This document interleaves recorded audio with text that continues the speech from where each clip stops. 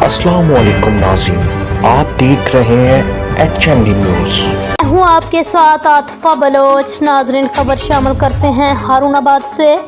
HND news के in charge नुमाइंदगान गुलाम महजुद्दीन की report के मुताबिक निजी हाउसिंग कॉलोनी में सुई गैस की फराहमी के लिए पाइपलाइन बिछाने के लिए नहर 4R के किनारे बंदनहाल रोड की मसरूफ़ तरीन सड़क को तोड़ फोड़ करके खंडरात में तब्दील कर दिया गया।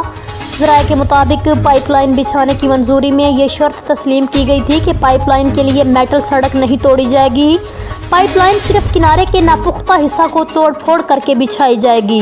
ताहम निजी हाउसिंग कॉलोनी वालों ने मुआहदे की खुली खिलाफ वर्जी करते हुए पुख्ता सड़क को बुरी तरह तोड़ दिया। इसके बाद इसकी फौरी तामीर भी नहीं की गई। बंदनहाल रोड पर मुतअद्दिद तालीमी इदारे और निजी हस्पताल कायम हैं, जिनकी वजह से सड़क पर अवामी ट्रैफिक का रश लगा रहता है। मजीद बराए सड़क के इर्द गिर्द बहुत सी रिहायशी आबादियाँ भी मुंसलिक हैं, जिससे ट्रैफिक का रश मजीद बढ़ जाता है। बंदनहाल रोड की इस तोड़ फोड़ ने तालीमी इदारों के बच्चों और मरीजों, उनके लवाहिकीन और मुल्हिका आबादियों के मकीनों को भी शदीद परेशानी और अजियत में मुब्तला कर रखा है। रोज़मर्रा मामूलात बुरी तरह मुतासर हुए हैं।